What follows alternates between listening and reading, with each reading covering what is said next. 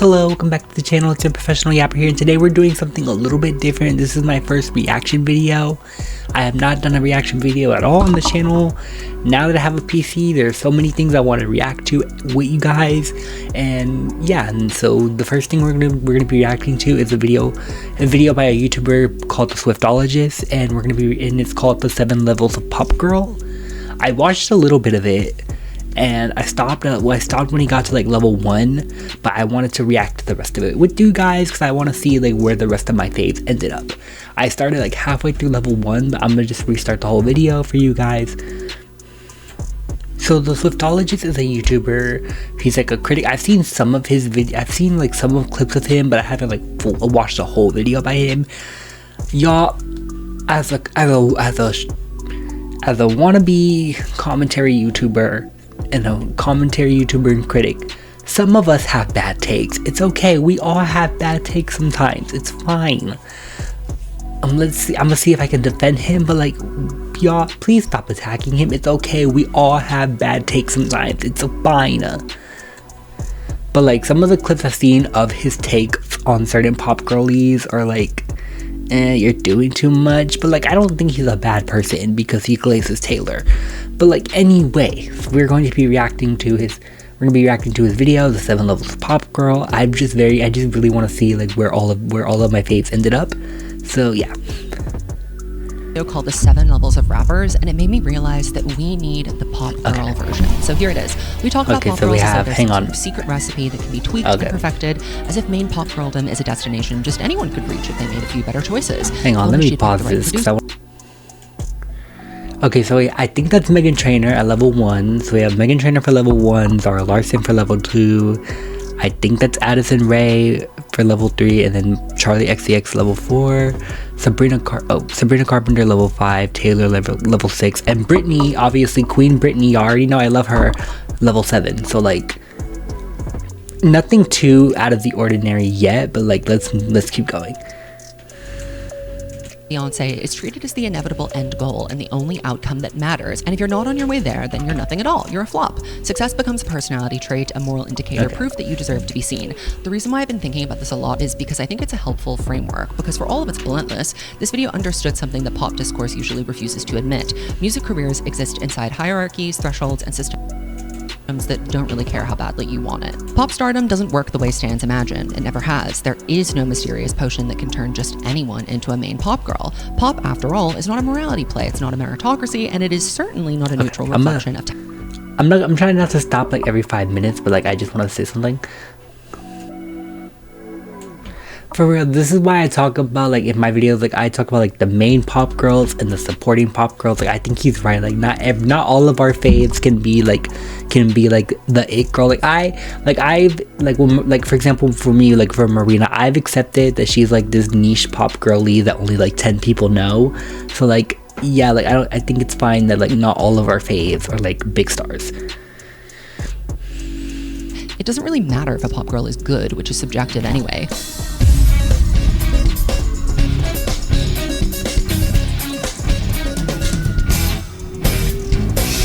What matters is whether the attention that turns towards her project, her image, or visibility translate into hits. Do those hits comprise eras? Do those eras leave something durable behind on the culture? Sometimes the system aligns with the talent, and at the highest levels of pop, it almost has to. I'm very interested to see where Marina ends up.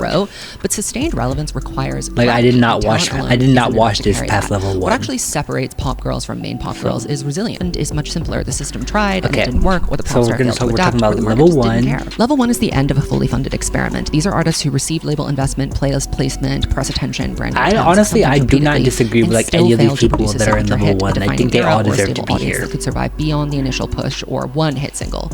Not once, but across multiple cycles. We have Rita Ora, Ava Max, BB Rexa, Normani. The telephone don't any leverage or impact. Hang on. What? No, y'all, because justice for Normani, like for her label did her dirty. She could have been like the next big like pop girly. Like I'm so mad. Like, justice for Normani. completely thinned out. The system eventually has stopped escalating her. I forgot about Meghan Trainor, you gotta be honest. This is what a level 1 dead end looks like. Meghan Trainor isn't a flop because she failed to succeed. She's a flop because her success wasn't scalable. Pop stardom that doesn't mutate can't last. Now let's compare that to Madison Beer. This one's gonna make you guys mad.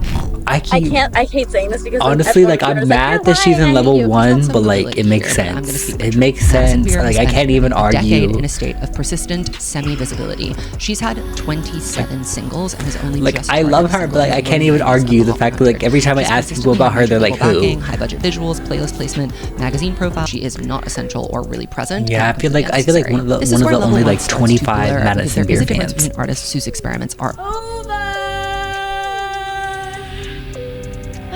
over and artists whose experiments haven't finished. There are pop girls who fail quietly and exit the system, and then there are pop girls who briefly graze the surface of mainstream attention and misread that proximity as permanence, spending years trying to reclaim it. Madison Beer isn't there yet, but she's close enough. The distinction is crucial as the bridge between level 1 and 2. Failure I'm sorry, like, I feel like Kim Petras would be here. That believes it has something to prove. Level 2 is the Kia Asylum escapees. Okay. Welcome. Level 2 is what happens when a pop okay, girl I don't know anybody who's in level 2. convinces I herself stopped that she watching no this longer past has level to. 1. These are artists who have cracked the mainstream a little bit more than a level 1 flop, often in a very real and visible way. There is proof of concept, a hit, maybe 2 hits. I'm scared. Jessie J, I forgot about. I keep forgetting about like all of these girls. girls. The system said yes, this works, and because of that, the failure that follows doesn't feel neutral or procedural to the artist. It feels personal. Many of you will hate to hear it, but this is where artists like Zara Larsson, Jessie J, Kim Petras, Marina, and no, stop the fucking video. Marina at number 2. Marina at number 2. It's okay, queen. You're not a flop to me. You're not a flop to me, queen. It's okay.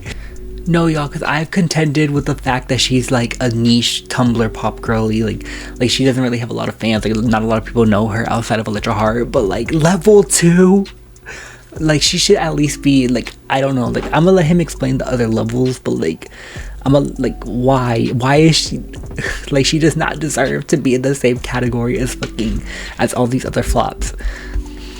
A little bit more interesting. The defining feature of level 2 is not that the artist stops being talented or even visible, it's that the artist begins to behave as though their earlier success permanently altered their position in the hierarchy, that the audition is over, they've passed some sort of test, and pop stardom is a given or something that they're owed. But again, pop is a cruel mistress. There is no tenure system. It does not honor prior achievement, doesn't care that you once had a hit. Every era is a renegotiation. Like level 2 artists Marina really struggle kind of was like in her Kia era after Fruit. Either they double down or they chase an old formula. I understand why she's a level 2, but like, I can't fathom it. But they're not big enough to command that attention.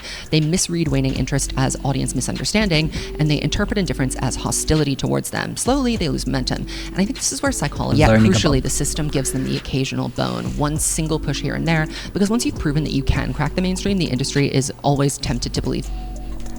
So I agree with his takes about Lizzo and Zara, but why is Marina here? Like, I just want to know that, like, that is all I'm focused on. Like, why is she here? Like, attempts. But virality is not a renaissance unless it sustains. A moment can't be a comeback until it extends beyond a flash in the pan. But she's marked safe for now, given the length of her sustained prior success. She has a legacy beyond just a couple of good moments, and level 2 pop girls really have just a handful of hits, or at most one good era. Alright, now we're into level 3, and this is where it starts to split up. I like to call this the industry probation period. Level 3A artists are being actively tested by the pop system. They have visibility, they have infrastructure, they have cosigns, press, playlist placement, late night performances, and festival slots, but what they do not yet have is proof of their durability. These are artists that the industry is watching closely to assess their return on investment. The defining question of level 3A is simple: will this moment that they're having evaporate? Artists like Tate McRae, Gracie Abrams, Renee Rapp, who I personally think is a level 2 or a 3B at best, Addison Rae, Lola Young, and Olivia Dean, all like, I love Renee Down. I fell for the Addison Rae propaganda. I'm starting to like Tate McRae, but like, I cannot get into Gracie Abrams. I don't know what y'all see in her fucking music. I'm sorry. Like, I'm not trying to like bully y'all for y'all music taste, but like, what do y'all like? What do y'all see What do y'all see in her? Like, I can't.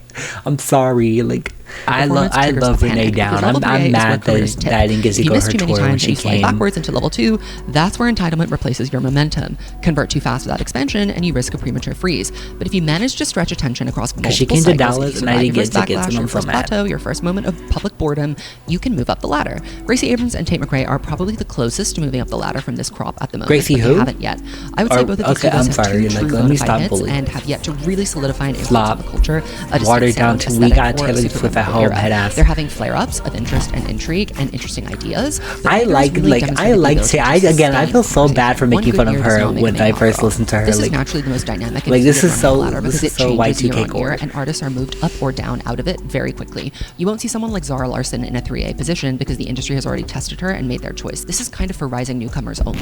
Where you might eventually see Zara Larsson graduating to is level 3B. These are the niche divas in training. Level 3B artists arrive at us in a different way. They are artists who built real audiences before the industry fully knew what to do with them, through platforms and subcultures, scenes, or aesthetics that weren't originally designed to manufacture pop girls. They tend to be internet natives, artists like Ethel Cain, Pink Pantherist, Trouble Brown, Audrey Hobart, Tyla, Victoria Monet, and FKA Twigs. Definitely. No, hang on, because this is the level that Marina should be in. Level 3B. She gained her fans from Tumblr. She started off from Tumblr. She had an established fan base through Tumblr. She should be in this level and not level 2 with fucking Lizzo and Zara Larsson. They're the niche divas in training. Level 3B artists arrive at us in a different way. They are artists who built real audiences before the industry fully knew what to do with them, through platforms and subcultures, scenes, or aesthetics that weren't originally designed to manufacture pop girls. They tend to be internet natives, artists like Ethel Cain, Pink Pantherist, Trouble Brown, Audrey Hobart, Tyla, Victoria Monet, and FKA Twigs definitely live here. Yeah, like Marina should be in this tier with them. I feel like she fits. Digital and viral conversation happening around her. She wouldn't fit into 3A again because I think her career is heading towards maintaining her core, devoted, and small fan base rather than core devoted and small fan base like a Gracie Abrams or a Tate McRae. And what separates I love how this is the main thing I'm focusing on with this fuck ass video. Like, I'm already mad. So they weren't introduced as the next big thing in the coordinated way. I know Selena's in here. This is where artists like Miley Cyrus, Selena Gomez, Halsey, Demi Lovato, and Camila Cabello live. Their function is what roots them together. They can reliably generate interest. They can have hits. They can tour.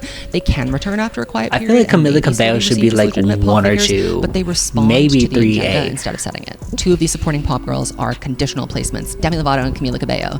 They are both level 4 artists, but with an asterisk. Demi is not in level 2 based on her current flop era. See her tour ticket sales, because her... I feel so fucking bad, y'all, because I'm literally getting Demi tickets just to go see Adele.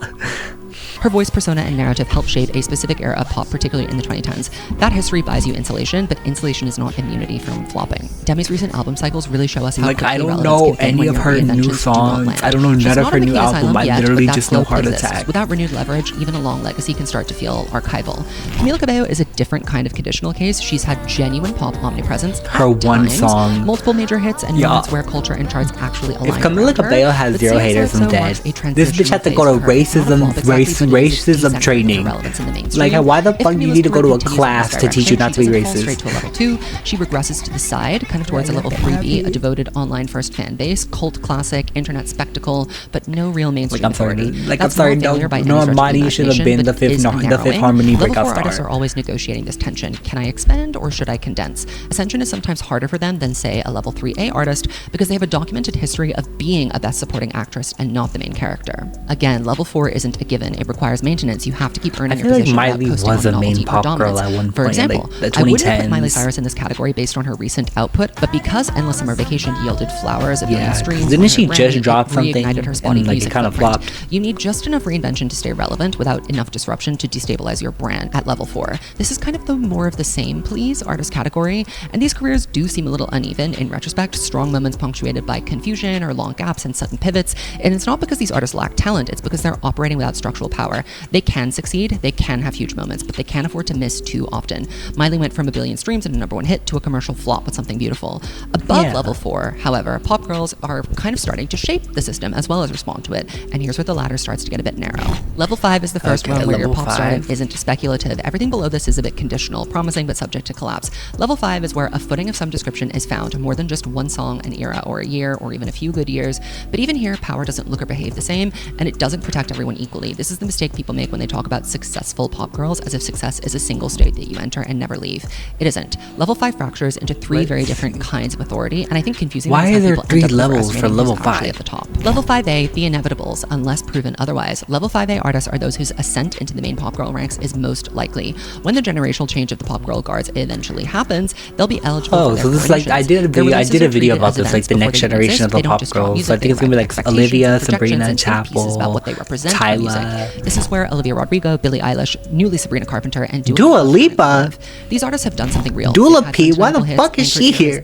Almost in this category, but not quite. Why the fuck is Dua Lipa on here? Like I'm sorry, like I was taking this so seriously until I saw her name. Like she should be in like level 2 at least, 3 at best. But the stadium crowds in her latest tour have proven that her image is a lot more resilient than her music, and it's kind of carrying her for right now. This may eventually move her down to level 4, where I originally placed her, but I'm being optimistic. The 5A pop girl is relatively green. She hasn't weathered the flop project after her breakthrough, emphasis on after her breakthrough. Sabrina's prior flops don't count, as Short and Sweet was effectively her ground zero, which forces I forgot Sabrina had like 4 other albums before Short. Everything so far has either worked or failed softly enough to be carried by their pre-established gravitas, so the pressure around them is actually quite intense. They're not just being judged on their music, they're being judged on whether their inevitability will actually hold. And pop history tells us that sometimes it doesn't. Level 5A is a gilded holding pattern. It's the narrow ledge between becoming a main pop girl and discovering that your ceiling is lower than you might have thought. Level 5B, niche legends. This is about authorship, and here's the key differentiator. 5B pop girls will never ascend to the 6th or 7th level. Commercial ubiquity is not their forte. However, these are artists who don't need that consensus to matter. Radio sales, mass influence, these things aren't as crucial for their legacy. Sometimes the stars align and it happens anyways, but inconsistently. Their influence runs kind of sideways, adjacent to the main pop girl, into aesthetics, language, and how other pop girls, including those who are above them on the ladder, imagine themselves. Some people would argue that these are the most influential pop operatives of all. Charlie XCX, Lana Del Rey, Lorde, Grimes, I feel like after Brad, I feel like Charlie could be a level 6. Calling them almost main pop girls, as I often see them referenced on the internet, misses the point of their existence entirely. Their power is the persistence of influence, how often they're referenced instead of how high they rank. We evaluate their success by how their work becomes a shorthand, while mainstream pop from level 1 to level 6 borrows from them without really citing their sources. What's important here is that these artists have already survived destabilization. They've been written off, they've been mocked or ignored, they've made alienating creative choices, and none of it has really stuck to destroy their careers. If anything, resistance has clarified them, made them stronger in their creative intentions. Expansion is not the key to their survival. This is a different endpoint than main pop girldom, but it is not a lesser one. In many ways, I think it's more durable. You know who I found really difficult to place when I was making this ladder? Doja Cat. I'm torn between placing her in 5A, 4, and 5B. I feel like Doja Cat should be in 6. Exactly a niche main pop girl because she's a bona fide hit maker, but she certainly is interacting with her mainstream success in ways that Sabrina Carpenter or Olivia Rodrigo aren't. She's more dynamic, she does hate our persona, a real shapeshifter, but as of late, her antics and her refusal to please her audience by it. Do we care? Can we just jump from level 5 to level 6 is this is the one I'm excited for. Like, I already know who's in here, but like the ability to literally reorganize the industry as you participate in it. That's why your favorite artist Taylor Swift is in here. We know girls who are more than popular. But like I can't even hate on Taylor because like love her or hate her, she is that bitch. X or Y. When it comes to the main pop girls, you can't argue about them. One magazine headline said it best: Taylor Swift is the music industry. They just are. And here they are: Taylor Swift, Beyonce, Rihanna, Lady Gaga, Ariana Grande, and SZA. What separates them from everyone below is not talent. SZA is funny choice because she only has like 2 albums. It's the way our culture moves around them. When they move, the system goes with them. Narratives reset, discourse inflates, other artists' careers are scheduled around theirs so as not to compete with their force. They don't have to chase relevance because relevance chases them. And this is why the main pop girls are so hard to argue with. You can dislike their music, you can critique their choices, you can be bored by one of their eras, but none of that will destabilize their position. The culture has long stopped asking, do they matter? Of course they do. That's why I feel like Swifties need to stop giving people shit when people criticize Taylor. Like, she's fine, she's still a billionaire, she's still flying around in her fucking private jet. Like, calm down. Does she drop a lead single, debut in the top 5 and hold there, or hit number 1? Does she already have multiple number 1 singles and albums? Has she ever flopped and recovered from a flop, or weathered a public scandal with no visible dent to her impact? Every artist here has survived a moment that could have ended them, a backlash, or a period of cultural exhaustion and fatigue. fatigue and emerged from it with a reinforced sense of self. Level 5 artists still depend on momentum, but level 6 artists generate it even when they're flopping. They can afford silence and risk and to be disliked for a little while because they're not auditioning anymore. Here's something that people don't realize. There are never very many main pop girls at once, and the guard changes slowly. The music industry cannot sustain 10 central figures simultaneously. Centrality requires scarcity. Someone has to lose attention for someone else to gain it. That's why level 6 always looks sparse and always will. It's also why the jump into level 6 is so rare. It doesn't come from a single hit or even a flawless run of albums. It comes from repeated proof that the culture cannot move on without you. I want to pause here because I know 2 of these names are going to make people hesitate, Rihanna and Siza, and that hesitation is useful because it helps me illustrate my thought process. Rihanna dropping music is like an urban legend at this point. Like, that lady is never dropping music again. Y'all need to let it go. Y'all need to let it go. She's not coming back. She's getting pregnant like every year. She's doing her beauty makeup brand. Like, let that lady live. But damn, go listen to Anti for like the billionth time like I did. Pop didn't move beyond Rihanna. We've just accepted the inevitable fact that she'll come back whenever she feels like it, and she interacts with it on her own terms. That's kind of what makes her Rihanna. Because Siza is a different kind of borderline case because her power doesn't announce itself as loudly as a Gaga, Ariana, Beyonce, or Taylor. For a long time, her career looked more like a 5B and niche auteur, plagued by long delays between releases, self-sabotage, record label. Yeah, that's what I thought. Siza would be in like 5A, 5B, or a 4. By most standards, I think she should have stalled there, respected and influential, but not central. And this is usually where you matter deeply to the people who are paying attention. But I get, I get so mad when they put Siza like in the pick me bird music category, like with Mariah the Scientist, Janae Aiko, and Summer Walker. Like, Siza is like, her music is not like that. Like, I'm sorry, like Control got me through a lot. Like, her phrasing, her emotional specificity. Control got me through my first relationship. Control got me through high school. Like, that album was everything to me. Siza is a main pop girl. Cry about it. Lastly, we have level 7, which is the logical endpoint of main pop girldom. Here we've got Madonna, Mariah Carey, Britney Spears, Janet Jackson, Kylie Minogue. Like the By the time legacy someone reaches level 7, the jury's in, Britney. and there is no room to question their relevance. Their work has already rearranged the genre. That part is done. Legendariness comes from leaving something behind that can't be scraped off. Britney is like the blueprint for like all of these bitches. Britney walks, and most of these new girls could run. Iconic legends in the younger artists driving pop forward now, especially in the main pop girls. The current main pop girls' aspirations were only possible because of the trails that the level 7s blazed. Mariah Carey broke down doors for female singer-songwriters. There's a direct through line between her approach to songwriting and I guess like Madonna and Mariah Carey Taylor too. Swift's similar purpose. There's also a direct line between Mariah's vocal stylings and Ariana Grande's. Gaga and Rihanna were most definitely inspired by Madonna's shape-shifting eras. A lot of Beyonce's choreo is super referential to Janet Jackson. Pop music and pop culture on the whole is kind of like a snake eating its own tail.